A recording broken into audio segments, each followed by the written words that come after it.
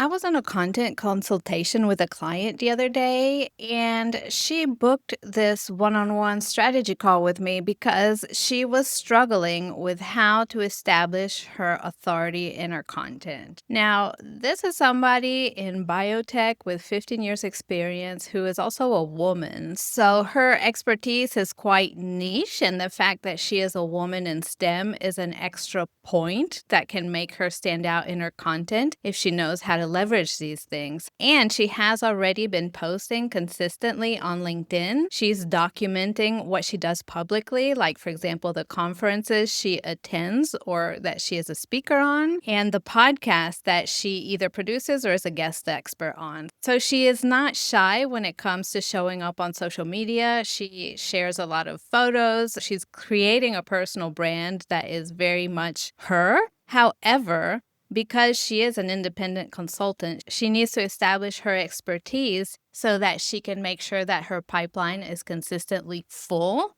And that's the part she was struggling with. And so my first piece of advice to her was, why don't you just document the type of work that you do for clients? Clearly, you're good at documenting other parts of your professional life. So let's dive into how you help your clients. And she was like, yes. And then I noticed a little bit of resistance on her part or some friction. And digging a little bit deeper, what I realized is that the formulas that she's exposed to on social media, which is like, I help my client achieve X in this much time, or if you're struggling with this issue, then these three solutions are where I would start. She doesn't like those formulas. She feels like it puts her in a position that sounds like she's pontificating, which distances her from her audience. And she wants to establish more of a conversation, a rapport with people viewing her content. She wants to make sure that they're invited into the conversation and not in a situation where it's like a university classroom where she's up on a podium and everybody else is just watching and taking notes. And I thought this was a very interesting realization because what it signifies is that she's really interested in finding her own style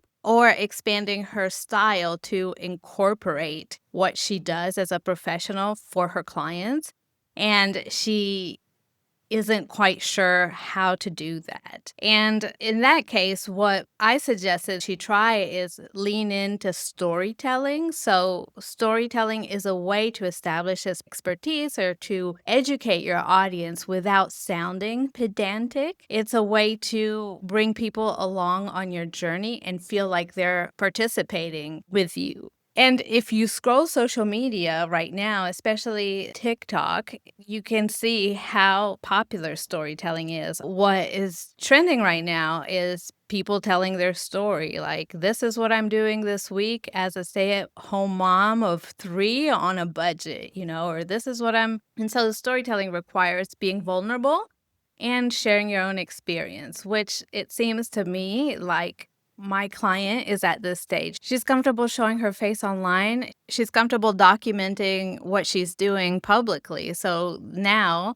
if she documents her experience as a full-time consultant in biotech, now it becomes a little bit vulnerable, which I think she's going to be fine with, and it invites people into the conversation. And so the storytelling framework I suggested she try was something along the lines of, as a biotech scientist specializing in X, I found myself in a situation that made me question my own values, beliefs, and viewpoints. Here's what happened, right? And so this setup begins to tell a story that talks about an inner conflict and invites people along for the ride to see how did she resolve it. And this is a great storytelling formula because it opens, first of all, a curiosity loop, which is something that makes people want to continue watching or reading because they need to know like how the story unfolds. And it also shows how she thinks. So it's not even a formula in where she talks about her process of, this is how I help clients go from here to here.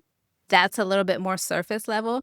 She's going deeper and showing how she reasons. She's showing where her values lie and how a particular situation that was unprecedented in her experience made her challenge her own views and then how she resolved it, right? So it shows the inner workings of her mind and also how she reconciles her beliefs with the demands of her work or her values with the demands of her profession.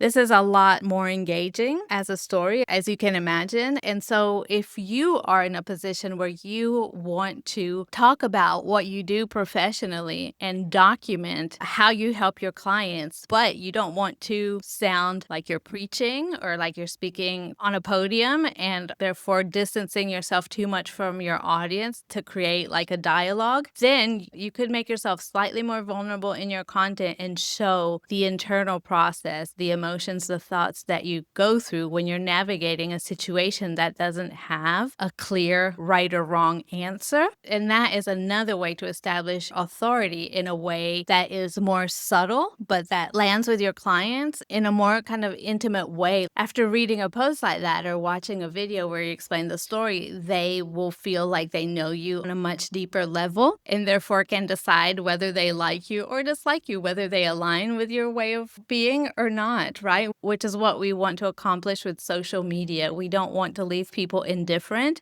We want to involve them. And when we become slightly more vulnerable and bring people along for the ride, there are going to be there are going to be people who might not agree or might not like what you have to say. And that's another thing that we have to get comfortable with. And I think it's what really holds people back from sharing more of their opinions and their thoughts because they don't want to rock the boat or upset anybody. But this isn't about really disparaging anybody else. It's just about showing how you are. And of course, not 100% of everybody is going to like you for being you, but the people who do already like you will like you even more if they get to know you better. And so the moral of the story is, or the point of today's episode is that if you want to document your expertise and share what you're working on, you can use storytelling formulas. And there are so many of them out there. If you just scroll Pinterest, you will land on a bunch of different ones. And so the challenging part isn't just to come up with the hooks. You can find great hooks searching online, but the execution, figuring out what to share and where you want to lead your audience next. So if this is something that you would like extra support with, I do offer one-on-one consultations where I can help you with your content strategy so that you can become a more effective communicator on social media.